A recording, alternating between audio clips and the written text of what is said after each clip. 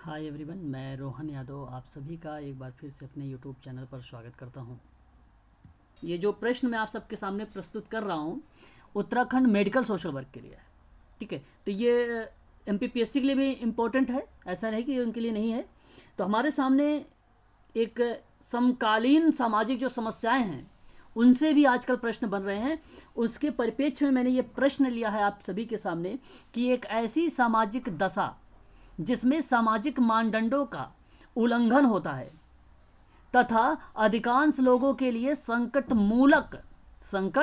मूलक होती है तथा जिसका समाधान सामूहिक प्रयास से ही संभव होता है, तो क्या वो सामाजिक प्रतिमान कहलाएगा कि गरीबी कहलाएगी, सामाजिक मूल्य कहलाएगा कि सामाजिक समस्या कहलाएगी? आप प्रश्न यही आपसे पहली लाइन में कह दिया है आप सबसे कि सामाजिक मानदंडों का उल्लंघन हो रहा है। तो ऐसी प्रतिक्रिया कौन सी चीज़ों में आप देखना चाहेंगे? मैं आप लोगों के कमेंट भी सीन करना चाहूँगा। चलिए, जवाब आया है यहाँ पे ऑप्शन नंबर डी की तरफ। यही करेक्ट है Tanuja ma'am, option number D for Denmark, है ना? नहीं सोन सर, ये नहीं होगा, आपका डी वाला सही रहेगा, सामाजिक समस्या। ठीक है, सामाजिक समस्या ही करेक्ट रहेगा। आगे अगर हम बात करते हैं क्वेश्चन नंबर सेकंड के बारे में, क्वेश्चन नंबर सेकंड अगर हमारे सामने ये है कि सामाजिक समस्याओं के दो प्रकार, प्रकट और अप्रकट हैं, और इस तरीके की परिचर्चा या किस विद्वान ने इसके बारे में बात किया है, तो हम सब इसके बारे में थोड़ा सा जानेंगे। और ये भी इम्पोर्टेंट है कि सामाजिक समस्याओं के दो प्रकार होते हैं। मैं जानना चाहूँगा आप सभी से कि इसके क्या जवाब होने चाहिए।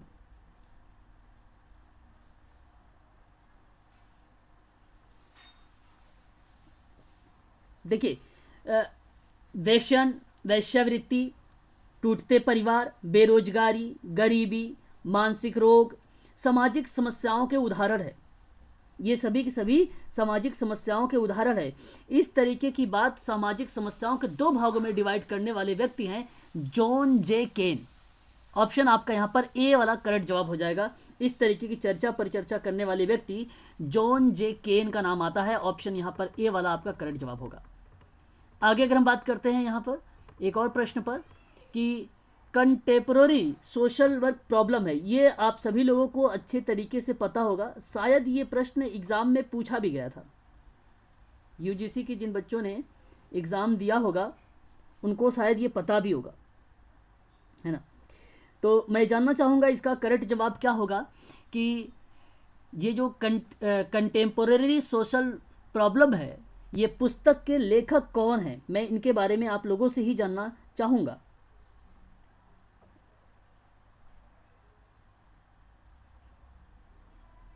चलिए, देखिए, ये जो पुस्तक है मैं आपको बता देता हूँ।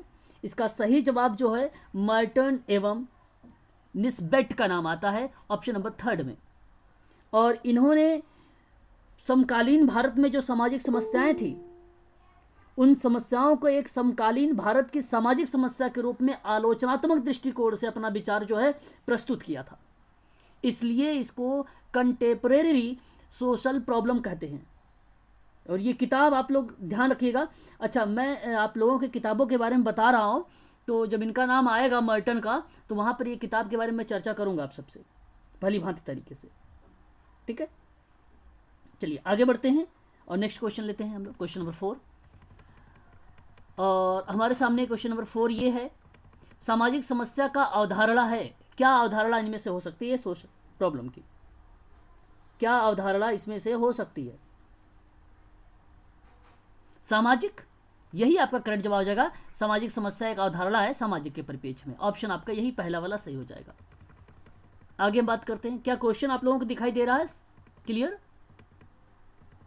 चलिए, बहुत बढ़िया है। हाँ, थोड़ा सा स्टेटमेंट को लेकर भी प्रश्न कभी कभी पूछ लेते हैं, तो कुछ मैं जितने भी क्वेश्चंस करवा रहा हूँ कुछ ना कुछ ज़रूर उसमें स्टेटमेंट भी डाल रहा हूँ आप सबके लिए।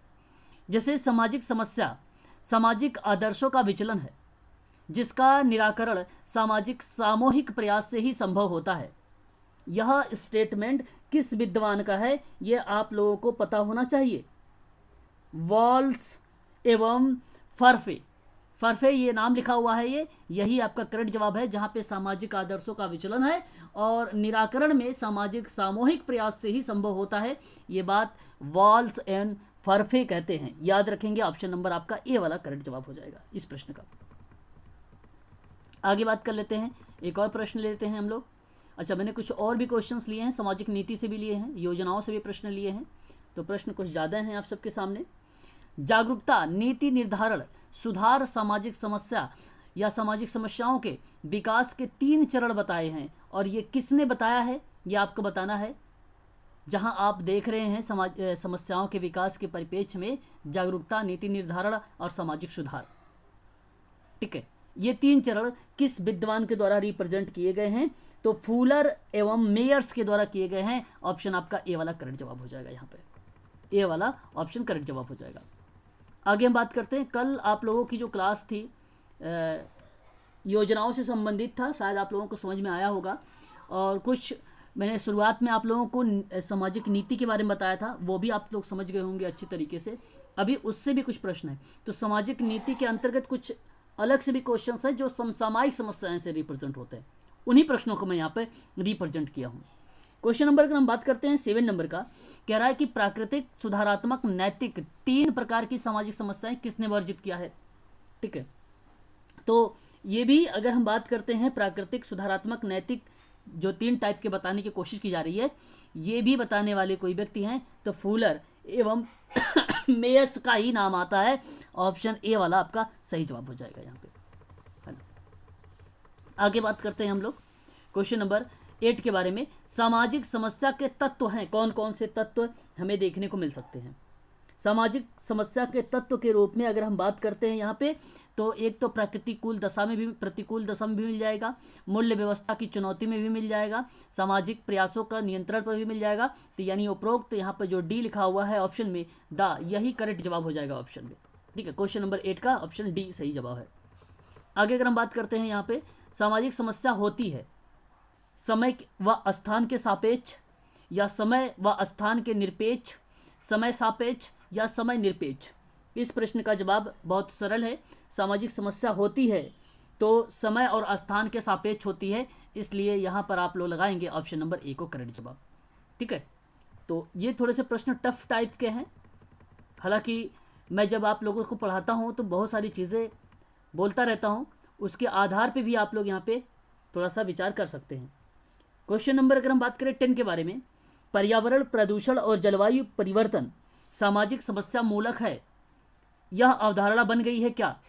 यानी आप ये कह सकते हैं 90 दशक के बाद हुई थी यह अवधारणा कि पर्यावरण प्रदूषण या जल परिवर्तन सामाजिक समस्या मूलक है, कि 80 दशक के बाद हुई थी? अच्छा यहाँ पे, अच्छा ये पूर्व लिखा हुआ है, 90 दशक के पूर्व या 80 दशक के पूर्व, ये आप बताने वाले हैं। तो 90 दशक के बाद से पर्यावरण प्रदूषण और जलवायु परिवर्तन सामाजिक समस्या का मूलक एक अवधारणा के रूप में बन गई थी, यही आपका करेक्ट जवाब हो जाएगा option number A. Option number A आपका करेक्ट हो जाएगा यहाँ पे। आगे बात करते हैं, एक और क्वेश्चन लेते हैं। जाति और वर्ग दोनों होते हैं क्या? वास्तविक और अनुभाविक। देखो, जाति रिप्रेजेंट करेगी आपकी वास्तविकता को, वर्ग रिप्रेजेंट करेगी अनुभाविक को। ठीक उसी प्रकार से जाति अनंत क्रियात्मक को और वर्ग सोपान को, जाति परस्पर को, वर्ग प्रविष्टि को, जाति उपरोक्त सभी। तो यहाँ पे करेक्ट जवाब क्या होना चाहिए आप लोगों को पता होना चाहिए, यहाँ पे सभी के सभी जवाब सही हो जाएंगे, यही करेक्ट जवाब है ऑप्शन नंबर डी। याद रखेंगे, जाति वास्तविक भी होती है, अनंत क्रियात्मक रूप में भी आ जाती है, परस्पर के रूप में भी आती है, वर्ग जो होता है अनुभाविक होता है भी है, सोपान के रूप में भी होता है, प्रविष्ट के रूप में भी आ जाता है। तो इसलिए आपको यहाँ पे कहेंगे कि ऑप्शन नंबर डी जो होगा यही करेक्ट जवाब होगा। ठीक है, आगे हम बात करते हैं। किसने कहा है कि जाति व्यवस्था केवल श्रम विभाजन तक ही सीमित नहीं है, बल्कि का मतलब परंतु होता है, अपितु होता है, ये श्रमिकों का विभाजन था। तो डॉक्टर भीमराव अंबेडकर ने कि महात्मा गांधी जी ने कि बीरस्टीक ने, अच्छा बीरस्टीक के बारे में आप लोगों को किताबों के बारे में चर्चा कर चुका हूँ। याद रखेंगे, रिलेशनशिप सोशल केशवर की रिलेशनशिप में काफ़ी फेमस है ये। सोशल केशवर की जो प्रिंसिपल की किताब आई है इन्हीं की आई है ना। हालांकि मैंने बहुत सारी इनकी किताबों के बारे में चर्चा और परिचर्चा कर चुका हूँ आप लोगों से। ठीक है, वो वीडियो आप लोग देख लेना। और बिपिन चंद्र के बारे में अगर मैं बात करूँ तो जरा आप मुझे बताएं कि किस विद्वान ने कहा कि जाति व्यवस्था केवल श्रम विभाजन तक सीमित नहीं है बल्कि श्रमिकों का विभाजन का रूप में देखा जाता है। तो doctor Bhimrao Ambedkar is the right answer, यहाँ पर हो जाएगा option number A. Article number 32 के बारे में अगर हम बात करें, संवैधानिक उपचारों का अधिकार है वो, और इसी को डॉक्टर भीमराव अंबेडकर ने एक और स्टेटमेंट बोला था कि संविधान जो है आत्मा की सभा है। हम ऐसा मानते हैं, संविधान जो है अनुच्छेद नंबर आत्मा का अगर रिप्रेजेंट करने वाला, आत्मा का संविधान बताने वाला कोई व्यक्ति है तो डॉक्टर भीमराव अंबेडकर, अनुच्छेद नंबर 32 को। ठीक है, ये भी हमारे लिए थोड़ा सा इंपॉर्टेंट है ना। आगे हम बात करते हैं, कुछ आर्टिकल्स भी इसमें डाले हुए हैं मैंने क्वेश्चंस में, वो भी आप देख सकते हैं। क्वेश्चन नंबर अगर हम 13 के बारे में बात करें, सांप्रदायिकता के दुष्परिणाम है क्या? तनाव, संघर्ष, आर्थिक विकास में बाधा, उपरोक्त सभी। क्वेश्चन नंबर हमारे सामने 13 है। मैं आप लोगों से इस प्रश्न का जवाब जानना चाहूँगा। ऑप्शन आप बताएंगे डी, यही सही हो जाएगा। सांप्रदायिकता का दुष्परिणाम जो होता है, तनाव भी हो सकता है, संघर्ष भी हो सकता है, आर्थिक विकास में बाधक भी हो सकता है। प्रश्न सरल हैं और मैं आशा कर रहा हूँ कि सभी लोग शायद इस प्रश्नों को अच्छे तरीके से समझ कर रहे होंगे। व्यसन विहीन अपराध की अवधारणा किसने दी है ना? ये भी प्रश्न मैंने आप लोगों से जब यूजीसी का पेपर करवा रहा था तो उसमें काफ़ी बार बताया है। अच्छा, नाम आपने जस्सी ट्राफ्ट का नाम सुना होगा। ठीक है, यहाँ पे देखिए व्यसन विहीन का नाम है, सदरलैंड का नाम नहीं है, वाइट कॉलर का नाम नहीं यहाँ पे आएगा, याद रखिएगा आप सभी लोग। ठीक है, तो मैं आप सबसे यही बताऊँगा कि व्यसन विहीन अपराध जो होता है वो जस्सी ट्राफ्ट का नाम आता है, जिसने अभी जो है कार्यात्मकता अभिगम के अप्रोच में एक अहम भूमिका निभाई थी आगे बढ़ाने को लेकर। लेकिन कार्यात्मकता अप्रोच या कार्यात्मकता अभिगम के बारे में कोई अगर अवधारणा विकसित करता है विल थेरेपी के साथ, तो आप कह सकते हैं कि ऑटोरैंक का नाम आता है वहाँ पे। ठीक है, यहाँ जवाब जो होगा ऑप्शन नंबर सेकंड करेक्ट जवाब हो जाएगा। जस्सी ट्राफ्ट इनका पूरा नाम है। आगे हम बात करते हैं क्वेश्चन नंबर 15 के बारे में, और आप भली भांति तरीके से इस प्रश्नों से भी परिचित होंगे कि जाति एक बंद वर्ग है, ये कथन किसका है? तो मैंने आप लोगों से भली भांति तरीके से इसके बारे में बता भी चुका हूँ कि मजुमदार एवं मदान का नाम आता है, यही करेक्ट जवाब है। जब मैं आपको जाति पढ़ा रहा था तो वहाँ पर मैंने आप लोगों से इनकी परिभाषा के बारे में बताया है, लिखा हुआ था वहाँ पे। ठीक है, आगे हम बात करते हैं। एक और प्रश्न आ रहा है, मानक शून्यता एनोमी उपागम है ये एक प्रकार का, ये किसके द्वारा प्रतिपादित किया गया है? क्वेश्चन नंबर आपके सामने है 16, और इसका सही जवाब अगर आप देंगे तो मर्टन का जवाब देंगे, यही करेक्ट जवाब हो जाएगा मर्टन। यहाँ पे ऑप्शन नंबर सी वाला करेक्ट जवाब हो जाएगा। आगे अगर हम बात करते हैं यहाँ पे, तो अपराध शास्त्र शब्द के जनक कौन है? ये क्वेश्चन इंपॉर्टेंट है, इसको आप लोग स्टार लगाइएगा, है ना। अपराध शास्त्र के जनक कौन है, ये प्रश्न हो सकता है रिपीटेड हो सकता है, तो ध्यान रखिएगा आप सभी लोग। यहाँ पे ट्रोपिनार्ड करके नाम आता है उनका। ट्रोपिनार्ड जो नाम देखते हैं आप, ऑप्शन नंबर ए में दिया हुआ है, अपराध शास्त्र के जनक माने जाते हैं इनको। ठीक है, आगे हम बात करते हैं क्वेश्चन नंबर 18 के बारे में, और क्वेश्चन नंबर 18 आपके सामने है, सामाजिक समस्या सामाजिक आदर्शों का विचलन है जिसका निराकरण सामूहिक प्रयास से संभव होता है। शायद ये आपको मैं अभी भी बता चुका हूँ इसके बारे में, ये रिपीटेड क्वेश्चन है। ऑप्शन नंबर ए आपका करेक्ट जवाब हो जाएगा यहाँ पे। ठीक है, वाल्स एवं फर्क, है ना, मैंने आपको बताया था। हाँ, आगे अगर हम बात करते हैं, ओबीसी का मतलब आप सभी लोग पता होगा, है ना। ओबीसी अन्य पिछड़ा वर्ग के बारे में बात की गई है कि नौकरियों में 27% आरक्षण किस आयोग के आधार पर मानकर किया गया है? ये प्रश्न भी इम्पोर्टेंट है, हम इस पर भी थोड़ा सा विचार कर सकते हैं, है ना, और अच्छा प्रश्न भी है ये हम सबके लिए। बीपी मंडल आयोग, यहाँ पे अगर आप सभी लोग ध्यान रखें, मैं आप सबसे बता रहा हूँ, जो बीपी मंडल आयोग है यही आपका यहाँ पे करंट जवाब होगा। इस प्रश्न का सही जवाब जो होगा यही आपका करेक्ट जवाब हो जाएगा। आप सबको भली भांति तरीके से पता होगा कि मंडल आयोग जो है सामाजिक और शैक्षिक रूप से पिछड़ा वर्ग आयोग को स्थापित किया गया है। भारत 1979 को जनता पार्टी द्वारा, सरकार के मोरारजी देसाई के द्वारा, मतलब उनकी अध्यक्षता आप कह सकते हैं एक प्रकार से इनकी सरकार रही है। तो सामाजिक रूप से एक शैक्षिक रूप से पिछड़े वर्गों की पहचान के लिए इन्होंने एक अहम भूमिका निभाई है, और कहा है कि भाई जातिगत भेदभाव को दूर करने के लिए लोगों को आरक्षण पर सवाल पर जो विचार बनते हैं उसको समाप्त करने हैं हमें। ठीक है, तो 1980 में इसने एक तर्क दिया था ओबीसी पर कि जाति सामाजिक आर्थिक संकेतों के आधार पर पहचान की जाएगी, और जो भारत की आबादी है 52%, और आयोग की रिपोर्ट की सिफारिश पे अन्य पिछड़ा वर्ग, जिसको ओबीसी कह रहे हैं हम लोग, केंद्र सरकार और सार्वजनिक क्षेत्र के उपक्रमों के तहत 27% नौकरियों में आरक्षण देने की बात की गई थी, ठीक है। और SC ST और OBC के लिए आरक्षण का कुल परसेंट जो बताया गया था 49% बताया गया था। तो कभी कभी प्रश्न ये भी बन सकता है, SC OBC ST को लेकर बात करेगा तो 49% आप इसको ध्यान रखेंगे। और ये बात मंडल आयोग, ठीक है, और वही मंडल आयोग जो BP मंडल आयोग लिखा हुआ है 1980, यही आपका करेक्ट जवाब हो जाएगा, ऑप्शन नंबर बी, ठीक है। तो थोड़ा सा कुछ प्रश्नों के बारे में जहां मुझे लगेगा कि आपको बताना ज़रूरी है, मैं वहां पे ज़रूर आप लोगों से चर्चा परिचर्चा भी करता रहूँगा, और मैं बता भी रहा हूँ आप सभी से। आगे अगर हम बात करते हैं, यहाँ पर क्वेश्चन नंबर नेक्स्ट हमारे सामने 20 है, जातिवाद को अवसरवादी केंद्रित व्यवस्था किसने माना है? तो ये भी प्रश्न अच्छा है। दीपांकर गुप्ता का नाम आएगा। दीपांकर गुप्ता जो है यही आपका करेक्ट जवाब हो जाएगा, ठीक है। बाकी मेरी और भी क्लासेस मैंने लिया है, वहाँ पे आंद्रे बेते का नाम, योगेंद्र सिंह का नाम, SC दोबे का नाम, जहाँ पे स्वयं संस्कृति ग्रहण को लेकर रिप्रेजेंट किए थे, इनके बारे में भी चर्चा कर चुका हूँ मैं। लेकिन यहाँ जातिवाद को अवसरवादी केंद्रीय व्यवस्था किसने माना है? तो दीपांकर गुप्ता का नाम आप सभी लोग देंगे। दीपांकर गुप्ता का नाम आप सभी लोग बताएंगे, अवसरवादी केंद्रित व्यवस्था के रूप में जाना है जातिवाद को। आगे अगर हम बात करते हैं क्वेश्चन नंबर 21 के बारे में, तो किस आयोग ने जाति, यहाँ पे जाति है तो जाति पे बड़ी की मात्रा नहीं होती है, छोटी की मात्रा होती है, इतना तो आप सभी लोग समझ जा रहे होंगे, है ना, अच्छी बात है ना, समझ जाइए थोड़ा सा। तो जाति को पिछड़ेपन के आधार पे माना जाता है, तो मंडल आयोग है, काका कालेश्वर आयोग है, कि BP मंडल आयोग है, कि सर करियाल मंडल है। तो जैसा कि BP मंडल आयोग के बारे में तो आप भलीभांति तरीके से रूबरू हो चुके हैं, लेकिन यहाँ पे प्रश्न है पिछड़ेपन का आधार माना है, तो इसके बारे में भी आप लोग अच्छे तरीके से परिचित हो जाएंगे अभी, है ना। तो मैं आप सबसे इस प्रश्न के, अगर मैं क्वेश्चन का जवाब जानना चाहूँ तो क्या बताने वाले हैं आप सभी लोग, बताएं आप लोग एक बार। क्वेश्चन नंबर C की तरफ चलेंगे आप सभी लोग। नहीं, यहाँ पे काका कालेश्वर आयोग, काका कालेश्वर आयोग ही आपका करेक्ट जवाब हो जाएगा, ठीक है। C आपका गलत हो जाएगा। पिछड़ेपन का आधार मानने में काका कालेश्वर आयोग की एक अहम भूमिका रही है, तो इसलिए आप इसी को सही जवाब देंगे, ऑप्शन नंबर B को। आगे अगर हम बात करते हैं क्वेश्चन नंबर 22 के बारे में, कि भाई राष्ट्रीय एकीकरण कार्यदल, ठीक है, ये भी प्रश्न अच्छा है, का गठन किसकी अध्यक्षता में गठित की गई थी? तो ब्रह्मानंद रेड्डी का नाम आता है, यही आपका करेक्ट जवाब हो जाएगा। राष्ट्रीय एकीकरण कार्य दल का गठन किसकी अध्यक्षता में गठित की गई थी? तो ब्रह्मानंद रेड्डी का नाम आता है, ठीक है। ये भी कुछ फैक्ट के रूप में आप लोगों को प्रोवाइड मैं कर रहा हूँ, ठीक है। और अभी और भी प्रश्न आप लोगों के सामने प्रेजेंट होंगे, ठीक है। आगे हम बात करते हैं नेक्स्ट क्वेश्चन पे। सिख गुरुद्वारा प्रबंध कमेटी की स्थापना कब की गई थी?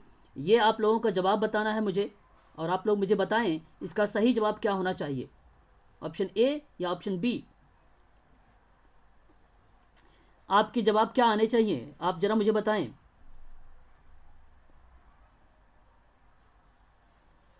जी, यहाँ पे सही जवाब ऑप्शन नंबर A 1925 होगा। हाँ, 1925 होगा, ठीक है। ये इंपॉर्टेंट है, ये इसको आप थोड़ा सा ध्यान रखेंगे आप सभी लोग, है ना। सिखों को मिली अपनी गुरुद्वारा प्रबंधन कमेटी के बारे में अगर चर्चा पर चर्चा होती है तो आपको भली भांति तरीके से पता होना चाहिए।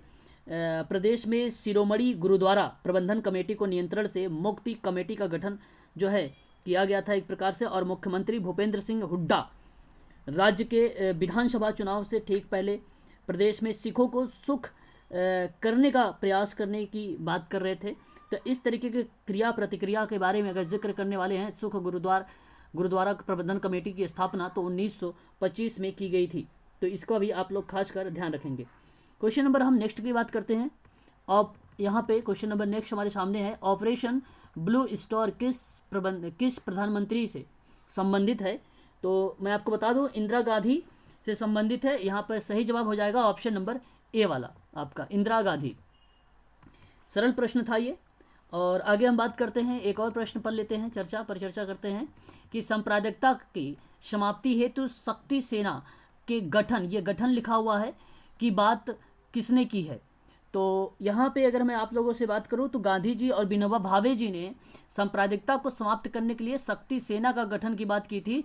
तो ये ऑप्शन आपका सही हो जाएगा, ऑप्शन नंबर A वाला ऑप्शन करेक्ट हो जाएगा आपका, महात्मा गांधी जी और विनोबा भावे, ठीक है, ये ऑप्शन आपका सही रहेगा। राजनीति की भाषा को राजनीति की भाषा में उपजाति के प्रतिष्ठा का भाव ही जातिवाद है, ये स्टेटमेंट किस व्यक्ति का आता है और किस विद्वान ने इसके बारे में चर्चा किया है? तो के.एम. पडिक्कर ने दिया है। और पडिक्कर ऑप्शन में अगर आप देखें यहाँ पर 4 में यही लिखा हुआ है, इन्होंने ही राजनीति के भाषा के उपजाति के प्रतिष्ठा के भाव को जातिवाद बोला था। इसने क्या बोला था? जातिवाद बोला था। और उपजाति की प्रतिष्ठा का भाव को बोले थे जातिवाद। ठीक है, याद रखेंगे राजनीति भाषा में। आगे अगर हम बात करते हैं, क्वेश्चन नंबर हमारे सामने नेक्स्ट है कि टी के उमन 1989 में सांप्रदायिकता के कितने आयाम यहाँ पे बताए गए थे, है ना? तो आप लोगों को भलीभांति तरीके से पता होना चाहिए, है ना? थोड़ा सा इसके बारे में कि सोशल वर्कर आप लोग हैं तो सांप्रदायिकता वगैरह के बारे में पता होना चाहिए आप सभी लोगों को। अच्छा, अगर मैं इसके बारे में बात करूं तो ये सॉरी जैसे निर्धनता, बेरोजगारी, असमानता, अशिक्षा, गरीबी, आतंकवाद, घुसपैठ, बाल श्रमिक असंतोष और छात्र असंतोष, भ्रष्टाचार, नशाखोरी, इन सभी चीज़ों को एक प्रकार से जो है समस्या के रूप में देखा गया। तो टी.के. उमन के सांप्रदायिकता के आधार पे 6 आयामों में इसको डिवाइड किया गया था। तो इसलिए हम इसे कहेंगे ऑप्शन नंबर जो है हमारा यहाँ पर सही जवाब होगा बी वाला, 6 आपका करेक्ट जवाब होगा। यही आपका ऑप्शन में जो दिया है यही 6 आपका करेक्ट जवाब होगा। ठीक है, याद रखेंगे, इसे भी इम्पोर्टेंट है, ये समकालीन संरचनात्मक समस्याओं से संबंधित है ये। ठीक है, आप सभी लोगों को ये बातें ध्यान में रखना होगा। आगे हम बढ़ते हैं, नेक्स्ट प्रश्न लेते हैं। किसने जातिवाद को समाप्त करने के लिए आर्थिक और सांस्कृतिक समानता लाने की बात की थी? क्वेश्चन नंबर 28 समाप्त होने वाला है क्वेश्चंस, और इसका सही जवाब जो हो जाएगा इरावती कर्वे का नाम अगर आते हैं तो यहाँ पे ध्यान रखिएगा, जातिवाद को समाप्त करने के लिए आर्थिक और सांस्कृतिक समानता के लाने की बात की है। ऑप्शन आपका यहाँ पे सी करेक्ट जवाब हो जाएगा। आगे हम बात करते हैं नेक्स्ट क्वेश्चन के बारे में, और हमारे सामने है सांप्रदायिकता का कारण कौन सा नहीं है, और आप भलीभांति तरीके से परिचित होंगे। भौगोलिक कारक भी हो सकता है, मनोवैज्ञानिक कारक भी हो सकता है, ऐतिहासिक कारक भी हो सकता है। पूछा था कारक नहीं है, तो परस्पर संपर्क को बढ़ाना ये कारक नहीं है। यही आपका करेक्ट जवाब हो जाएगा, option number D.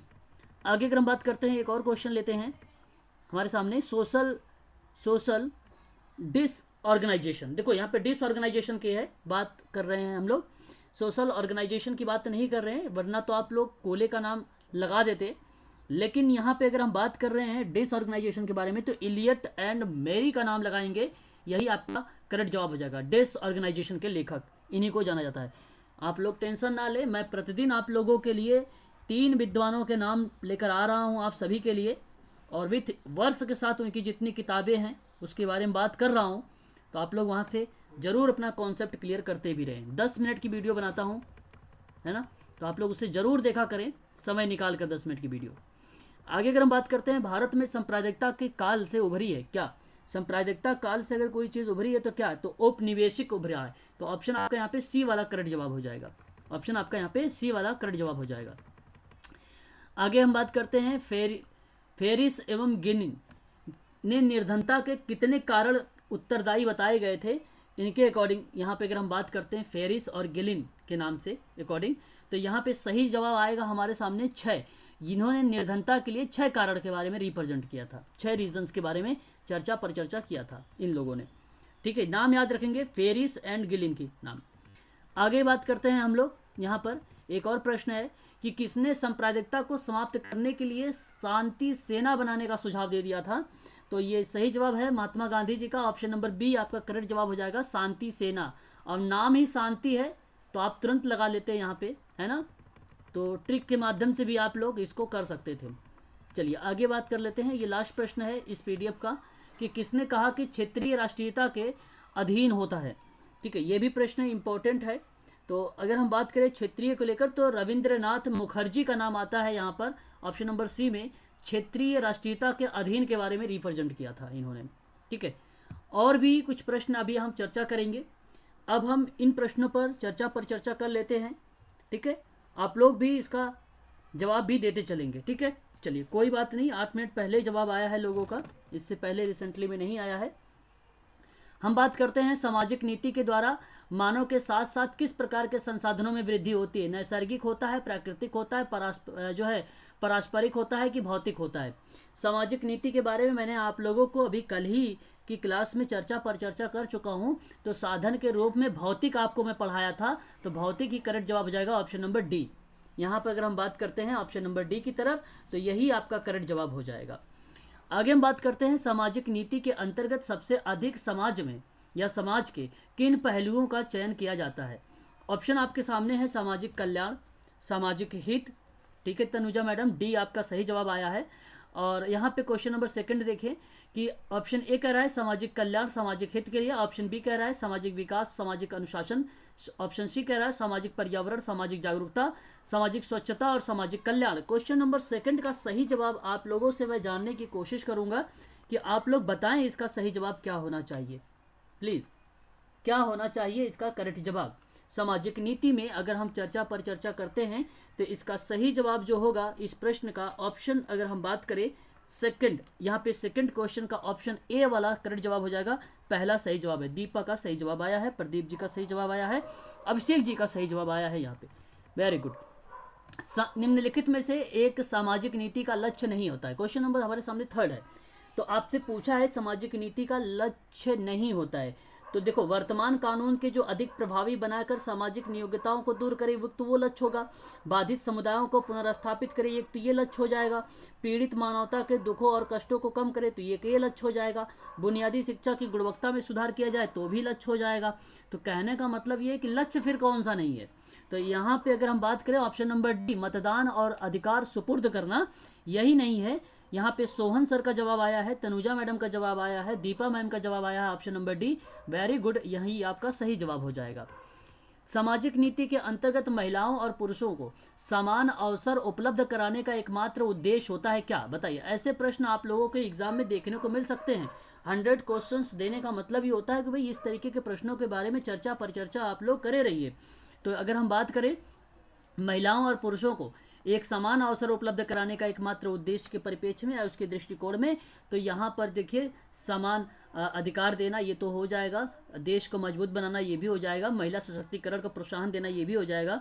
Rafia Ansari का सही जवाब आया है यहाँ पे ऑप्शन डी की तरफ, वेरी गुड, यही जेंडर गैप कम करता है। बेसिकली महिलाओं और पुरुषों के समान अवसर की उपलब्धता कराने पर एकमात्र उद्देश्य के रूप में देखा जाता है, तो ऑप्शन नंबर डी यही सबसे अच्छा ऑप्शन लग रहा था। तो हमें कभी कभी ऐसे भी प्रश्न मिल जाते हैं कि चारों ऑप्शन तो सही लगते हैं, हमें 99% जो सही लग रहा होता है उसको हमें प्राथमिकता देनी पड़ती है, ठीक है। तो सबसे बेटर कौन सा ऑप्शन है इसको हमें चूज करना पड़ता है। निम्नलिखित में से किसे सामाजिक कार्यक्रम की श्रेणी में शामिल नहीं किया जाता है। 4 ऑप्शन है आपके सामने और मैं आप लोगों से इस प्रश्न का जवाब जानने की कोशिश करूंगा और आप मुझे जरा बताएं क्या सामाजिक और आर्थिक परिवर्तन लाना होगा। तो देखिए यहाँ पे पूछा शामिल नहीं है, ये तो है शामिल, है ना। उपेक्षित वर्गों के समग्र कल्याण को लिए अगर बात करें तो भी शामिल है। अंतर्राष्ट्रीय राजनीतिक जो विचार होते हैं वो शामिल नहीं किए गए हैं, इसलिए आपका यही जवाब करेक्ट हो जाएगा। क्वेश्चन नंबर 5 का ऑप्शन नंबर सी करेक्ट जवाब हो जाएगा, ठीक है भाई। सोहन सर का जवाब सही आया है, तनुजा मैडम का आया है, दीपा मैडम का आया है, प्रदीप सर का आया है, वेरी गुड, बहुत बढ़िया। यहाँ पे ऑप्शन नंबर सी आपका करेक्ट जवाब हो जाएगा। आगे हम बात करते हैं, नेक्स्ट क्वेश्चन लेते हैं। कल्याणकारी राज्य का मतलब क्या होता है। अभी मैंने कल ही शायद आप लोगों को इसके बारे में चर्चा किया है। इसका मीनिंग आपको बताना है कि समुदाय और समग्र विकास से होगा। ऑप्शन बी सभी वर्गों के हित के लिए विकास होगा, कि विशेष सुविधाओं का प्रदान करता है, कि ऑप्शन डी होगा सभी। जवाब आप लोग मुझे बताएं इस प्रश्न का करेक्ट जवाब क्या होना चाहिए। आशीष सर का जवाब आया है सी, यहाँ पे तनुजा मैडम का डी आया है और आशीष सर अगेन डी दिया है इन्होंने जवाब। फिर अभिषेक जी का भी डी आया है, दीपा मैम का डी, राफिया मैडम का भी डी आया है, लगभग सभी बच्चों का डी आ रहा है, प्रदीप जी का भी डी आ गया, सोहन सर का भी डी है। तो क्वेश्चन नंबर 6 का सही जवाब ऑप्शन नंबर डी होगा, वेरी गुड। आप लोग इसी तरीके से अपने कॉमन सेंस के माध्यम से प्रश्नों को तर्क वितर्क करके प्रश्नों को सही करने की कोशिश करें। आगे बात करते हैं। कल ही मैंने आप लोगों को जब सामाजिक नीति समाप्त कर रहा था तो मैंने आप लोगों से 4 प्रारूपों के बारे में चर्चा किया था और शायद आप भलीभांति तरीके से पता होगा। मैंने 4 प्रारूपों के बारे में आप लोगों से बताया था कि भाई ये कल्याणकारी प्रारूप होता है सामाजिक नीति के अंतर्गत, एक आपका सामाजिक सुरक्षा प्रारूप होता है, एक उदारवादी या उदारकारी या उदारीकरण प्रारूप होता है, एक प्रजातांत्रिक प्रारूप होता है। ये इसमें पूछा है कि इनमें से बताइए कौन सा प्रारूप नहीं होता है। अगर जिनको पता होगा, अभी भी मैंने बोला है उन 4 जो भी याद कर लिए होंगे वो बता सकते हैं। क्वेश्चन नंबर 7 का सही जवाब ऑप्शन नंबर सी, प्रयोजनकारी का सिद्धांत। ये जो प्रारूप है इसके बारे में मैंने कल भी नहीं बताया था, ना ही आज बोला है। Ashish ji, Pradeep ji, Tanuja madam, Deepa ma'am, Abhishek ji, Rafia ma'am का सही जवाब ऑप्शन नंबर सी की तरफ आ रहा है। Very good. प्रयोजनकारी प्रारूप नहीं है, बाकी ये 3 प्रारूपों के बारे में आप जानते हैं भली भांति तरीके से। आगे बढ़ते हैं। ऐसे ही प्रश्न आप लोगों के एग्जाम में देखने को मिल सकते हैं। क्वेश्चन नंबर अगर 8 के बारे में बात करें, सामाजिक नीतियां इस प्रकार बनाई जाती हैं कि कोई भी व्यक्ति वैधानिक सीमाओं के दायरे में रहकर अपने व्यक्तित्व का सर्वांगीण विकास कर सके। यह स्टेटमेंट किस प्रारूप को रिप्रेजेंट करता है? अब आप लोगों को अगर पता होगा, कल मैंने एक एक लाइन में एक एक सेंटेंस में बोला भी था, प्रश्न को पढ़े और उसके बाद आप जवाब दें तो आपको जवाब मिल जाएगा। तो अगर हम बात करें कि देखिए यहाँ पे कह रहा है कि कोई भी व्यक्ति की बात होता है, तो कोई भी व्यक्ति की बात होता है। सोहन जी का कहना है कल्याणकारी को लेकर, तो सोहन जी कोई भी व्यक्ति प्रजातांत्रिक में आ जाएगा, जहाँ पे वैधानिक सीमाओं में दायरे में रहकर अपने व्यक्तित्व का सर्वांगीण विकास कर सकता है ना। तो इसलिए आप ऑप्शन नंबर ए को चूज करें, डी आपका गलत हो जाएगा। ठीक है, तो यहाँ पे ऑप्शन नंबर ए आपका करेक्ट जवाब हो जाएगा। मैंने कल भी इस वाक्य को बोला था। भारतीय संविधान के किस भाग में सामाजिक कल्याण के विषय में चर्चा नहीं की गई है? तो भारतीय संविधान आपको पता होना चाहिए, तो उसमें कहा है कि सामाजिक कल्याण के विषय में बात ना किया गया हो। तो क्वेश्चन नंबर अगर हम 9 की बात करें, केंद्र राज्य का संबंध बताइए जरा, कहीं भारतीय संविधान में चर्चा किया गया है? प्रदीप जी आप बताएं, दीपा जी नहीं, ऑप्शन नंबर डी की तरफ आ रहे हैं। चलिए, अच्छा मैंने बता भी दिया है कि केंद्र राज्य संबंध होगा, तो यही आपका करेक्ट जवाब हो जाएगा। ठीक है, तो यही परिचर्चा नहीं हुआ है, प्रस्तावना भी हुआ है, मौलिक अधिकार में भी हुआ, डीपीएसपी जिसको आप नीति निर्देशक सिद्धांत भी बोलते हैं। ठीक है, प्रश्नों को समझ कर करें आप सभी लोग। आगे बढ़ते हैं और नेक्स्ट प्रश्न लेते हैं हम लोग। कल मैंने आप लोगों से सामाजिक कल्याण के संबंधित में विषयों के संविधान के किस सूची में शामिल किया गया? देखिए यहाँ पे सामाजिक कल्याण के संबंधित जो विषय रखे गए हैं, उस विषय को संविधान की किस सूची में रखा गया समाज कल्याण को? Very most important questions, star लगाएं, क्योंकि कॉमन सेंस का भी प्रयोग करके आप लोग प्रश्नों को सही करने की कोशिश कर सकते हैं। ठीक है, तो क्वेश्चन नंबर अगर हम बात करते हैं 10 का, सही जवाब जो होगा यहाँ पर समवर्ती सूची, ऑप्शन सी प्रदीप जी का जवाब आया है और दीपा मैम का जवाब आया है। वेरी गुड, यही आपका सही जवाब हो जाएगा, समवर्ती सूची। क्वेश्चन नंबर अगर हम 11 की बात करते हैं, तो समाज की स्थापना का प्रस्ताव सर्वप्रथम किस वर्ष जो है पारित किया गया था? इस प्रश्न का आप लोग जवाब दें। क्वेश्चन नंबर हमारे सामने 11 है, तो मैं आपको बता देता हूँ। सबसे पहले जो है समाज की स्थापना का प्रस्ताव जो है सर्वप्रथम जो प्रस्तुत किया गया था 1954 में, तो इस प्रश्न का सही जवाब ऑप्शन नंबर बी हो जाएगा, क्योंकि ये सामाजिक, अच्छा आप लोग दिमाग मत लगाइएगा, 1936 का प्रश्न है आपके समाज से लेकर। ठीक है, सामाजिक कोई यहाँ पे मैं टाटा इंस्टीट्यूट का बात नहीं कर रहा हूँ। ठीक है, Tata institute Delhi social work के बारे में बात नहीं कर रहा हूँ, ना ही आपसे आगरा समाज कार्य की बात कर रहा हूँ, नहीं बड़ौदा समाज कार्य की बात कर रहा हूँ। आपसे केवल मैं बात कर रहा हूँ समाज को लेकर, तो इसलिए आपका करेक्ट जवाब हो जाएगा ऑप्शन नंबर बी वाला, यही आपका करेक्ट जवाब हो जाएगा। क्वेश्चन नंबर अगर हम बात करते हैं 12 के बारे में, कह रहा है कि किस चार्टर अधिनियम के अंतर्गत शिक्षा के विकास का प्रावधान किया गया था और इकाई मिशनरियों के कार्यों को स्वीकृति प्रदान की गई थी? क्वेश्चन नंबर 12, इसका सही जवाब मैं आप लोगों से जानने की कोशिश करूंगा, तो आप लोग कहेंगे चार्टर अधिनियम, आप लोग बताने वाले हैं चार्टर अधिनियम 1813 के अंतर्गत शिक्षा का विकास की बात की गई थी और उसका प्रावधान किया गया था और ईसाई मिशनरियों के कार्यों की स्वीकृति भी प्रदान की गई थी। जब आप सामाजिक नीति के उद्विकास और उसके ऐतिहासिक स्वरूप के बारे में पढ़ेंगे, तो सर्वेंट्स ऑफ इंडिया सोसाइटी के जो संस्थापक थे गोपाल कृष्ण गोखले के अकॉर्डिंग कहते हैं कि सामाजिक नीति एक साधन है जिसके माध्यम से आकांक्षाओं और प्रेरणाओं को इस प्रकार विकसित किया जाता है कि सभी के कल्याण में वृद्धि हो सके। तो भारत में समाज कार्य की भावना प्राचीन काल से ही लोगों में आ रही है और ब्रिटिश काल से समाज सुधार के साथ ही नीतियों का उद्विकास प्रारंभ हो गया था। तो उस समय 1813 के अंतर्गत शिक्षा का विकास जो है प्रावधान किया गया था चार्टर एक्ट में 1813, तो यही करेक्ट जवाब हो जाएगा ऑप्शन नंबर 1813 ए वाला ऑप्शन आपका करेक्ट जवाब हो जाएगा। अगर हम बात करते हैं विधवा पुनर्विवाह के प्रयास के लिए 1861 में किसने विधवा विवाह समिति की स्थापना की थी? क्वेश्चन नंबर 13, इस प्रश्नों के बारे में भी मैं आप लोगों से चर्चा कर चुका हूं, तो इसका 13 का सही जवाब हो जाएगा महादेव गोविंद रनाडे। एक मिनट, यहाँ पर आप लोग मुझे जरा बताएं, विधवा पुनर्विवाह का प्रयास आप लोग मुझे जरा बताएं। ए होगा सर, हाँ, यहाँ पे सही जवाब, हाँ वेरी गुड, विधवा पुनर्विवाह का प्रयास 1861 में जो किया गया है ना, जो 1861 में किया गया है। तो ध्यान रखिएगा, ठीक है, आप सभी लोग यहाँ पे option number A Ishwarchand Vidyasagar का नाम, ठीक है, ईश्वरचंद विद्यासागर का नाम याद रखिएगा। आप लोग पता है हिंदू विधवा पुनर्विवाह अधिनियम कब लाया गया था? कोई भी व्यक्ति जरा मुझे बता सकता है क्या? बता दीजिए। 1961 56 56 56, हाँ 1956 हाँ, विधवा पुनर्विवाह अधिनियम 1956 में पारित किया गया था। लॉर्ड कैनिंग के कार्यकाल में इसको पारित किया गया था, स्त्रियों की दशा को सुधारने को लेकर। ईश्वरचंद विद्यासागर की बात आती है। अब विधवा विवाह के मान्यता दिलाने के लिए पुराने संस्कृति लेख वेद उल्लेख में तर्क किया है इन्होंने, ईश्वरचंद विद्यासागर जी ने, और इनकी एक अहम भूमिका रही है, ठीक है। तो ध्यान रखेंगे आप सभी लोग, ठीक है। यहाँ पे किनका नाम? ईश्वरचंद विद्यासागर। एक नाम और आप लोगों ने सुना होगा, डीके कर्वे का नाम। डीके कर्वे ने हिंदू विधवाओं के लिए इन्होंने जो है विशेष प्रयत्न किए थे, और 1893 में स्वयं एक विधवा से विवाह भी कर लिया था इन्होंने। तो इसलिए विधवा पुनर्विवाह संघ के सचिव कौन बने थे, या विधवा विवाह मंडली या विधवा आश्रम की स्थापना किसने किया था? तो डीके कर्वे का नाम आता है। और 1906 में मुंबई में भारतीय स्त्री महिला विश्वविद्यालय की स्थापना की गई थी, ये भी ध्यान रखेंगे।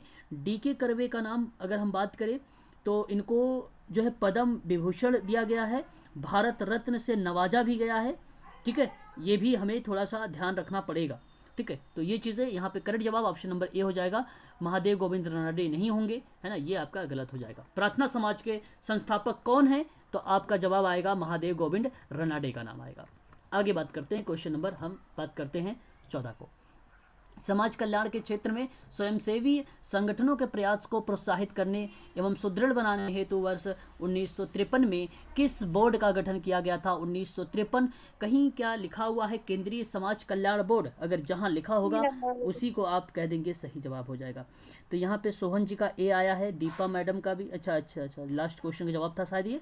प्रदीप जी का अब आया है सी, आशीष जी का भी सी आ रहा है। तो सी केंद्रीय समाज कल्याण बोर्ड ऑप्शन नंबर सी में दिख रहा है। या अच्छा, इसके अध्यक्ष कौन रही हैं आप लोग मुझे जरा बताएंगे अध्यक्ष के बारे में? Deshmukh, Durgabai Deshmukh, very good. ये आप ध्यान रखेंगे सभी लोग, ये भी इम्पोर्टेंट है आप लोग। इनके किताबों के बारे में, दुर्गाबाई देशमुख की किताबों के बारे में मैं आप लोगों से परिचर्चा कर चुका हूँ, ठीक है। आगे बात कर लेते हैं, ठीक है सोहन जी। आगे बढ़ते हैं, नेक्स्ट क्वेश्चन लेते हैं। और यहाँ पे अगर हम बात करते हैं, निम्नलिखित में से किस संवैधानिक अनुच्छेद का संबंध सामाजिक विकास की नीतियों से नहीं है? अगर आपको पता होगा तो संवैधानिक अनुच्छेद का संबंध जो है तो आप आसानी से बता देंगे। क्वेश्चन नंबर 15 का सही जवाब अगर मैं बात करूँ आपसे, अनुच्छेद 48, यहाँ पे अनुच्छेद जो 48 है ये संबंध, देखिए मैं आपको बता देता हूँ। भारत के सामाजिक नीति के विकास के लिए भारतीय संविधान के पंचवर्षीय योजना के माध्यम से संविधान के अनुच्छेद में 38, 39 का ए, अच्छा आप आर्टिकल्स भी लिख लीजिए, अगर बाय द वे ये आर्टिकल्स ना हो तो भी आप समझ लें। आर्टिकल 38 भी आता है, आर्टिकल 39 भी आता है। 39 ए का तो ऑलरेडी है ही इसमें। उसके बाद आपका आता है 41, उसके बाद आपका आता है 42, उसके बाद आपका आता है अगर हम बात करें 43 का ए भी आता है, 45 भी आता है, 46 भी आता है, 47 तक आता है। बस इतनी चीज़ें हमें ध्यान रखना होगा, बाकी 48 आता ही नहीं है, ठीक है। तो इसलिए आप कह देंगे 48 का ए भी इससे संबंधित नहीं है, तो ऑप्शन आपका यहाँ पे करेक्ट हो जाएगा डी वाला। क्वेश्चन नंबर अगर हम बात करते हैं 16 के बारे में, कह रहा है कि किस संविधान के किन अनुच्छेद के अंतर्गत सरकारी सेवाओं में अनुसूचित जातियों के लिए आरक्षण प्रावधान के बारे में बात किया गया, आरक्षण के बारे में। क्वेश्चन नंबर 16 है आपके सामने, और ये प्रश्न भी आप लोग इससे भी परिचित होंगे, रूबरू होंगे, आप लोगों ने देखा भी होगा ऐसे प्रश्नों को।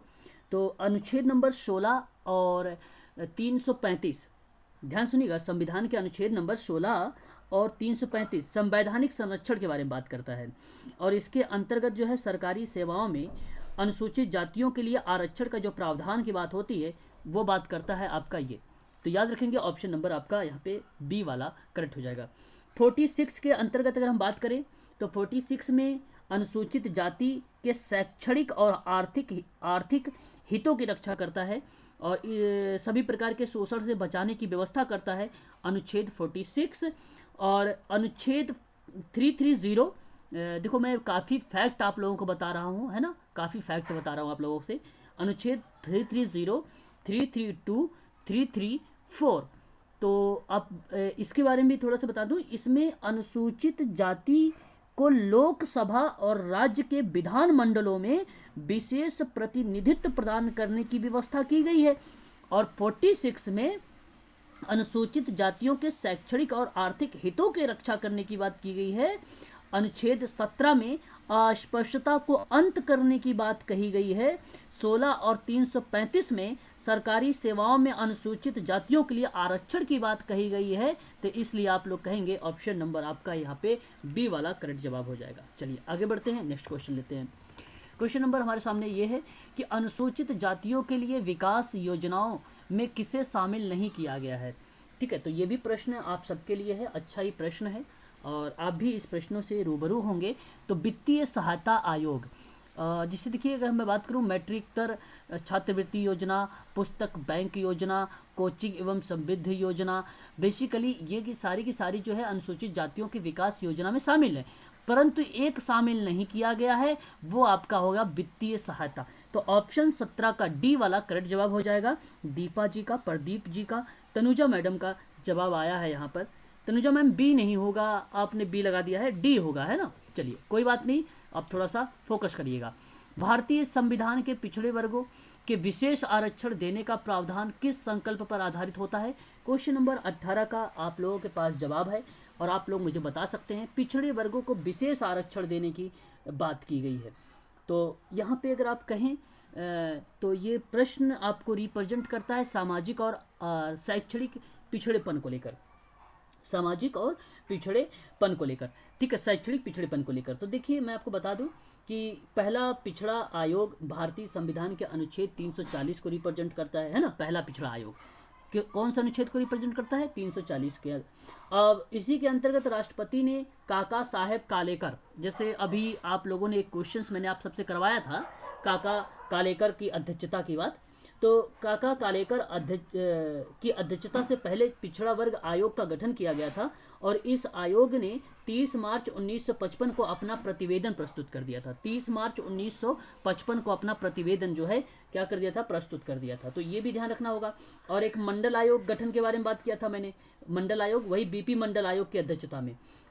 इसका जब हम बात करते हैं तो इसका गठन 1979 में हुआ था। ठीक है, मंडल आयोग कब हुआ था, 1979। ठीक है, नोट कर लीजिएगा कॉपी पे मंडल आयोग के बारे में। काका कालेश्वर की भूमिका के बारे में बात अगर होती है तो आप ये ध्यान रखना 340 के अंतर्गत, और इस आयोग का 30 मार्च 1955 याद रखिएगा, रिपोर्ट प्रस्तुत के लिए। काफ़ी बार प्रश्न पूछा भी गया था, है ना, एग्जाम में आ जाता है कभी कभी। ठीक है, एक चीज़ ये ध्यान रखना। और सामाजिक एवं शैक्षणिक रूप में जो है पिछड़े वर्गों को परिभाषित करने पर मानदंड अगर कोई निर्धारित करता है तो वो बेसिकली सामाजिक और शैक्षणिक पिछड़ापन में विशेष आरक्षण के प्रावधानों को लेकर संविधान में पिछड़े वर्गों के बारे में आधारित है, तो संकल्पना पर आधारित है। तो ऑप्शन नंबर आपका यहाँ पे सी वाला करेक्ट जवाब हो जाएगा। क्वेश्चन नंबर नेक्स्ट ले लेते हैं हम लोग। क्वेश्चन नंबर नेक्स्ट के बारे में बात करें तो यहाँ पे कह रहा है एकीकृत आवास एवं स्लम विकास। देखिए आप ध्यान सुनिएगा, एकीकृत आवास और स्लम विकास के अंतर्गत विशेष श्रेणी के राज्यों के लिए केंद्र सरकार की ओर से कितनी फीसदी राशि या धनराशि प्रदान करने की बात की गई है। तो ये भी प्रश्न आप सभी के लिए अच्छा ही है, इम्पोर्टेंट है एकीकृत को लेकर। और मैं आप लोगों से इस प्रश्न पर ये विचार करना चाहूँगा आप सबसे कि इस प्रश्न का सही जवाब जो हो जाएगा यहाँ पे 90% वाला हो जाएगा, 90%।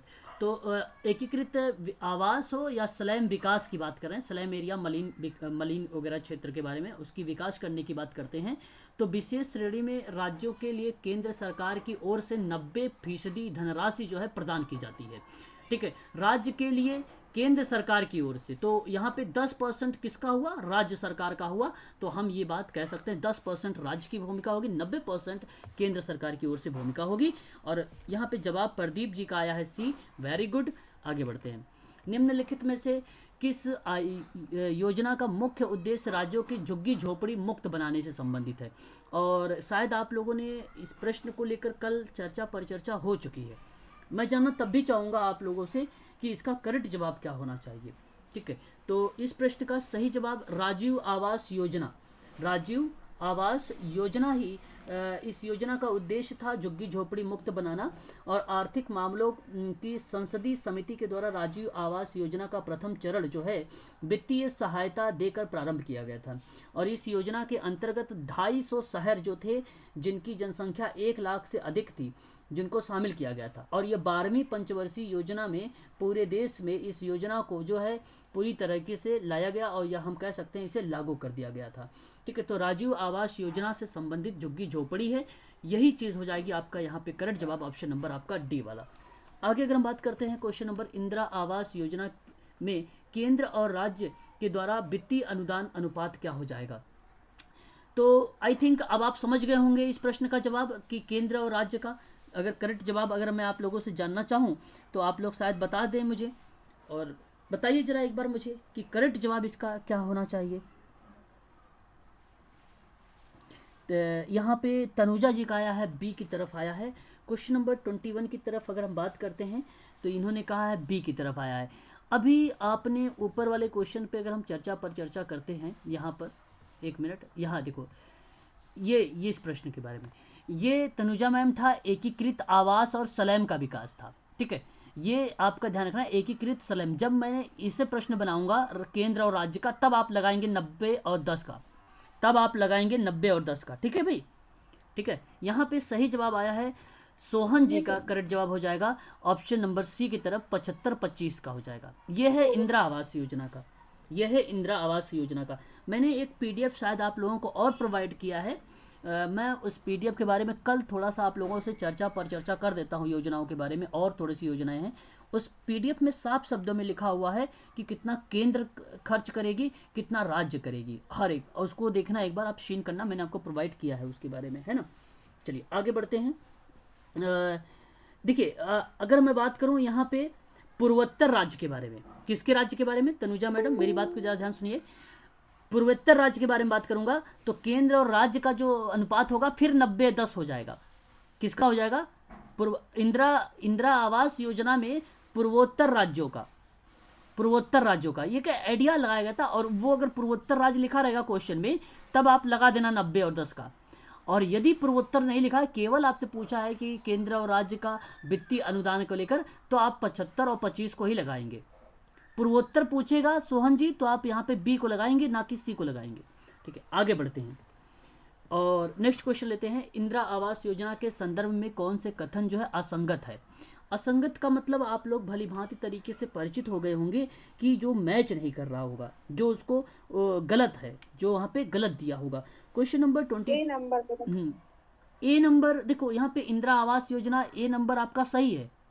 पूर्वोत्तर राज्य आ गया ना, पूर्वोत्तर राज्य आ गया नहीं आ गया, तो फिर तो सही हो गया, ये तो सही हो गया। और मैं बता दूं आपको एक बात और, यहाँ पे मैदानी क्षेत्रों में 45,000 प्रति इकाई और पर्वती जो इकाई मतलब इलाके हैं या जो कठिन परिस्थितियां वाले क्षेत्र हैं उसमें 48,500 रुपये तक धनराशि देने की बात की गई है इस इंदिरा आवास योजना में। तो एक तो पर्वतीय वाले क्षेत्र में 48,000 प्रति इकाई के धनराशि मिलेगी, और अगर मान लीजिए पर्वतीय इलाके के साथ साथ इलाका जो है कठिन वाला है ना, ऐसी कंडीशन पर, तो वहाँ पर आप कहेंगे 48,500, ये भी हमें ध्यान रखना पड़ेगा। और एक बात और कि मैदानी भागों में 45,000 के प्रतिशत, मैदानी भाग में कितना है, 45,000 का है। ठीक है, आवास के बारे में बात किया गया है। और लाभार्थियों की सूची राज्य सरकार के द्वारा बनाई जाती है, ये गलत हो जाएगा आपका। दीपा जी का, प्रदीप जी का ऑप्शन जो आया है यहाँ पे डी आया है।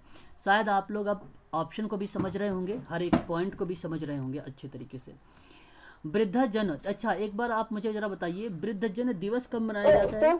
जी जी, तो ये जो सभी लिस्ट किसके द्वारा, केंद्र सरकार द्वारा बनाई जाएगी। देखिए यहाँ अगर हम प्रश्न के बारे में चर्चा करें तो ये पूछा गया है कि लाभार्थियों की सूची राज्य सरकार के द्वारा बनाई जाती है। ठीक है, तो यहाँ पे इस प्रश्न से ये परिचित हो जाते हैं हम लोग कि ये राज्य सरकार की भूमिका नहीं आएगी, तो जाहिर सी बात है उसके बाद ही कोई अगर नाम आता है तो केंद्र सरकार का ही नाम आता है, कोई और नाम नहीं आएगा। राज्य और केंद्र के दो ही नाम होते हैं, है ना, तो जिला वगैरह स्थानीय वगैरह का नाम नहीं आता है किसी का, केंद्र का ही नाम आएगा। प्रश्न ही कह रहा है, तो आपको यहाँ से एक और फैक्ट ऑटोमेटिक वो चीज़ें याद आ जानी चाहिए। आपने सही विचार किया लेकिन वो आपके माइंड में तुरंत क्लिक हो जाना चाहिए कि ये चीज़ें वहाँ पर होनी ही चाहिए। अच्छा, वृद्धजन दिवस मेरा एक क्वेश्चन था। 1 अक्टूबर, दीपा का जवाब आया, वेरी गुड। 1 अक्टूबर को मनाया जाता है। अगर वृद्धों का आप अध्ययन करेंगे तो उसको क्या कहेंगे? वृद्धों का अध्ययन करने को क्या कहेंगे?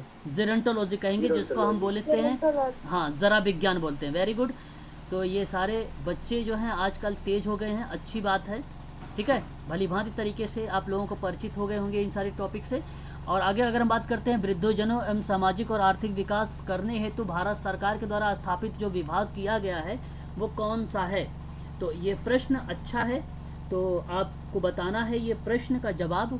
क्वेश्चन नंबर 23 आपके सामने है, तो ऑप्शन आपका यहाँ पे डी होगा, जन कल्याण विभाग, ठीक है। जन कल्याण विभाग होगा यहाँ पे सही जवाब क्वेश्चन का डी। तो मैं आपको बता देता हूँ यहाँ से कुछ इंपॉर्टेंट बातें।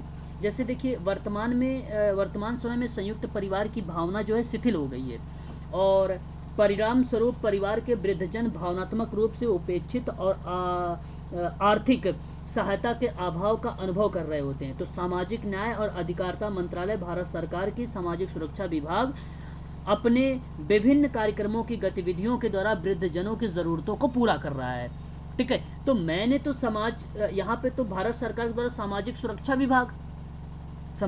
विभाग, बात को समझिएगा, और विभिन्न कार्यक्रमों की गतिविधियों के द्वारा वृद्धजनों की ज़रूरतों को पूरा कर रहा है। और फिर सामाजिक न्याय और अधिकारिता मंत्रालय भारत सरकार का है, ठीक है, भारत सरकार का है। अच्छा, यहाँ पर बताएं जरा एक बार मुझे कि जन कल्याण विभाग होगा कि सामाजिक सुरक्षा विभाग होगा? सामाजिक सुरक्षा होगा सर। सामाजिक सुरक्षा विभाग होगा ना, वेरी गुड, यही आपका करेक्ट जवाब है। जन कल्याण विभाग नहीं होगा, यहाँ पर सामाजिक सुरक्षा विभाग हो जाएगा, ऑप्शन नंबर बी होगा, वेरी गुड, यही आपका करेक्ट जवाब हो जाएगा, सामाजिक सुरक्षा विभाग हो जाएगा यहाँ पर, ठीक है, सामाजिक सुरक्षा विभाग हो जाएगा, ऑप्शन आपका बी वाला करेक्ट जवाब हो जाएगा। कभी कभी हो जाता है मिस्टेक भी, है ना, हर एक किसी व्यक्ति से भी, ठीक है।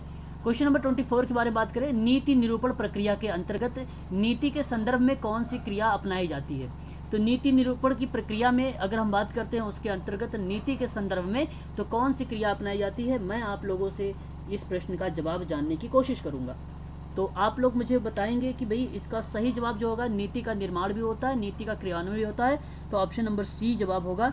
प्रदीप जी का आया है यहाँ पर, और दीपा मैडम का भी जवाब आया है, शोभन सर का जवाब आया है, राफिया अंसारी मैम का जवाब आ गया है, ऑप्शन नंबर सी की तरफ। ए और बी दोनों क्रियाएं होती हैं, बात सही है। देखो, नीतियों का निर्माण उन क्रियाओं के संपूर्ण प्रक्रिया नीति निर्माण या नीति निरूपण प्रक्रिया कहलाती है, जिनमें नीतियों का निरूपण होता है।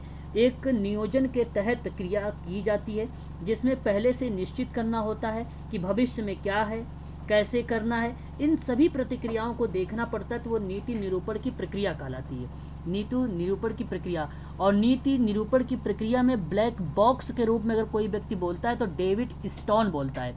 एक नाम है डेविड स्टोन नाम है, उस वो कहता है ब्लैक बॉक्स बोलता है नीति निरूपण की प्रक्रिया को।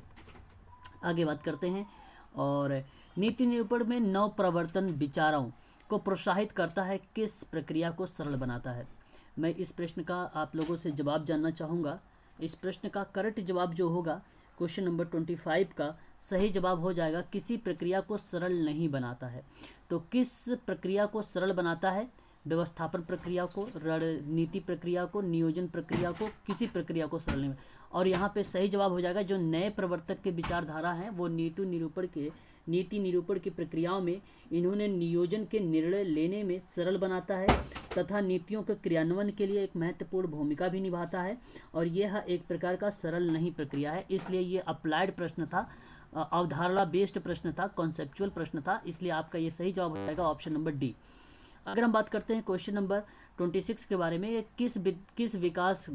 किस विकास ने नीति निरूपण की प्रक्रिया में ब्लैक बॉक्स का है? अभी आपको मैंने शायद इसके बारे में चर्चा भी किया है, जो समाज के मांगों को नीति में बदल देता है। तो डेविड स्टोन ने कहा है, ऑप्शन आपका यहाँ पे करेक्ट जवाब हो जाएगा ए वाला, वेरी गुड। आगे अगर हम बात करते हैं, नीति निरूपण की निर्धारित करने वाले तथ्यों को किसे शामिल नहीं किया जाता है? तो कौन कौन से ऐसे एलिमेंट हैं एक प्रकार से, या वो अंग हैं जिनको शामिल नहीं करते हैं? तो जिनके अंतर्गत निर्णय को शामिल किया जाता है, जहां पर भावी योजनाएं और लक्ष्य को निर्धारित किया जाए, जो नीतियां सरकारी तंत्र के द्वारा निर्मित की जाती हैं। ठीक है, तो उसको हम क्या करते हैं, शामिल करते हैं। परंतु प्रश्न पूछा है कौन सी शामिल नहीं करता है, तो यहाँ पे सरकारी संगठन जो है ये शामिल नहीं करता है। दीपा जी ए नहीं होगा, राफिया मैम ए नहीं होगा। देखिए आप समझिए यहाँ पर, हाँ हाँ, तो यहाँ पे जो नीति निरूपण का निर्धारण करने वाले एलिमेंट के तत्व में शामिल नहीं है, हमें पूछना था नहीं के बारे में। लोक नीति शामिल है, नवप्रवर्तन शामिल है, राजनीतिक गतिविधियां भी शामिल हैं, ठीक है, ये चीज़ें शामिल की गई हैं, ठीक है, ठीक है, ठीक है जी सर। ठीक है, आपका यहाँ पे करेक्ट जवाब हो जाएगा ऑप्शन नंबर सी, सरकारी योजना। ठीक है, ठीक है, आगे बढ़े। नीति निरूपण की प्रक्रिया में अगर हम बात करते हैं, सही क्रम बताए जरा आप लोग, नीति निरूपण के दौरान में कौन कौन से सही चरण हो जाएंगे। देखो मैं आपको बता देता हूँ, आप लोग नोट करना है तो और भी यहाँ पे तत्व आते हैं, जैसे लोक नीति हो जाएगी, नवप्रवर्तन हो जाएगा, आर्थिक स्थिति हो जाएगी, और तकनीकी परिवर्तन हो जाएगा, इच्छा समूह हो जाएगा, ये सारी की सारी हैं, सरकारी नहीं है ना, सरकारी नहीं। चलिए आगे बढ़ते हैं, चरणों के बारे में बात करेंगे हम लोग, कौन कौन से इसके स्टेप हैं, कौन कौन से इसके चरण के रूप में देखते हैं। तो आप सभी लोग मेरी बातों को बहुत ध्यानपूर्वक सुनिएगा, समझने की कोशिश भी करिएगा सभी लोग। क्वेश्चन नंबर 28 का जो है इसका सही जवाब क्या होगा, एजेंडा का निर्माण करना होता है पहले, ठीक है। तो ये अच्छा, ये बता देता हूँ मैं आप लोगों को, हाउसलेट एक विद्वान का नाम है, हाउलेट, ठीक है, ये विद्वान का नाम है हाउलेट। इसने 5 चरण बताए थे। कितने चरण बताए थे? 5। कितने चरण बताए थे? 5। एजेंडा निर्माण, नीति निर्माण, क्रियान्वयन, मूल्यांकन, समाप्ति, ठीक है, ठीक है ना। और कुछ विद्वानों ने 7 चरण भी माने हैं, कुछ विद्वानों ने 7। उसमें पता क्या क्या माना है? एक तो वहां पे मूल्यांकन के बाद उन्होंने कहा कि सहमति होना जरूरी होगा, सहमति, और प्लस में प्रतिपुष्टि को डाला था। तो जब कोई अदर बंदे का नाम आता है हाउसलेट को छोड़ के, तो आप 7 लगा देना, वही 2 नाम, सहमति और आपका प्रतिपुष्टि, हाँ बस यही लगा देना आप। क्वेश्चन नंबर 29 कहता है कि निम्नलिखित कथनों पर विचार करें आप लोग। अच्छा प्रश्न है, विचार करें आप लोग कि महिलाएं और बालिका के लिए अल्पावास गृह कार्यक्रम वर्ष 1969 में प्रारंभ किया गया था क्या? ये प्रश्न भी अपने आप में अच्छा प्रश्न है। हमें विचार करने पर क्या करना है, हमें विचार करना है इस पे, है ना, हमें इस पर विचार करना है। तो अगर आप लोगों से मैं इस प्रश्नों के बारे में बात करूं, तो ये बात आप बताइए जरा, क्या ये सही लग रही है आप लोगों को? क्या ये बात आप लोगों को सही लग रही है? बताएं। बिल्कुल सही है, बिल्कुल, हाँ बिल्कुल सही है। यहाँ पे अगर मैं आपसे बात करूं तो ये स्टेटमेंट बिल्कुल सही, आपको विचार करना था और आपने विचार किया, ये सही जवाब है आपका। आगे अगर हम बात करते हैं, महिलाओं और बालिकाओं के लिए अल्पावास गृह कार्यक्रम का उद्देश्य है पारिवारिक समस्याओं और मानसिक तनाव, सामाजिक बहिष्कार, शोषण अथवा अन्य कारणों से सामाजिक और नैतिक खतरों की शिकार महिलाओं एवं बालिकाओं के अस्थायी रहने का स्थान तथा पुनर्वास उपलब्ध कराना। क्या ये बात सही लग रही है आप लोगों की? जो अल्पावास गृह कार्यक्रम वर्ष 1969 में चलाया गया था, 1969 में, उसका उद्देश्य है ये कि गरीबी हटाओ, जैसे नारा के बारे में रिप्रेजेंट हो रहा है, ऐसी गतिविधियां आपके सामने आ रही हैं, तो आप कहेंगे बिल्कुल आ रही है। तो इसलिए आप कहेंगे इसका करेक्ट जवाब ऑप्शन में अगर हम बात करें, अच्छा ऑप्शन आपको नीचे मिल जाएगा, यहाँ पे सी वाला मिल जाएगा, 1 और दोनों सही जवाब हो जाएंगे आपके, है ना। ठीक है, वेरी गुड। सोहन जी का कहना है हाँ, प्रदीप जी भी कह रहे हैं हाँ, वेरी गुड। अच्छा ये क्वेश्चन 30 है, ये 30 आज कर लीजिए। कल हम इसी प्रश्नों को आगे लेके चलेंगे और कुछ और भी कॉन्सेप्ट योजनाओं के माध्यम से आपको बताकर, ठीक है। एक और प्रश्न हम लोग देख लेते हैं, आज का लास्ट प्रश्न देख लेते हैं। निम्नलिखित कथनों पर विचार करना है। समाज कार्य के द्वारा तीव्र गति से बदलते हुए भौतिक और सामाजिक वातावरण के साथ लोगों के नाजुक संबंध के विषय में वैज्ञानिक ज्ञान प्रदान किया जाता है। बिल्कुल, हाँ या ना में जवाब दें आप लोग। क्या होना चाहिए? बिल्कुल होना चाहिए, सही जवाब। जी जी, प्रदीप जी, हाँ बिल्कुल सही जवाब हो जाएगा। अगर हम बात करते हैं समाज कार्य के द्वारा लोगों को पर्यावरण के अविवेकपूर्ण दोहन से होने वाले प्रभाव के बारे में बताया जा सकता है, तो मैं आपको बता दूं ये भी आपका करेक्ट जवाब है, ये भी आपका करेक्ट जवाब हो जाएगा। तो यहाँ पर आपका ऑप्शन में पहला भी सही है, दूसरा भी सही है, इसलिए आप लोग कहेंगे ऑप्शन नंबर आपका थर्ड सही है। तो यानी इस प्रश्न का अगर हम जवाब दें तो ऑप्शन नंबर सी करेक्ट जवाब हो जाएगा। ठीक है, तो अभी इसकी पीडीएफ मैं आप लोगों को ग्रुप में टेलीग्राम में डाल देता हूँ। ठीक है, जो उत्तराखंड मेडिकल सोशल वर्क की पीडीएफ ग्रुप बनाया गया है, उस ग्रुप में आप लोगों को इसकी पीडीएफ डाल देता हूँ। इन प्रश्नों के उत्तर भी आपको नीचे मिल जाएंगे। ठीक है, वहाँ से भी देख लेना। और आप लोगों ने आज अच्छा रिस्पॉन्स किया है, लगभग बहुत बच्चों के क्वेश्चंस काफ़ी ज़्यादा सही गए हैं। ठीक है, तो सोशल वर्क के और भी हम लोग क्वेश्चंस करेंगे मेडिकल सोशल वर्क में, और भी चीज़ों के बारे में लेकर आएंगे। तो ये यूनिट नंबर 5 को लेकर मैं अभी चर्चा कर रहा हूँ। जैसे जैसे यूनिट आएंगे उन्हीं के आधार पर क्वेश्चंस होते रहेंगे। ये यूनिट नंबर 5 की प्रैक्टिस है ये। ठीक है, तो आज के लिए इतना ही। बाकी किसी का कोई डाउट है तो आप लोग पूछ लीजिए।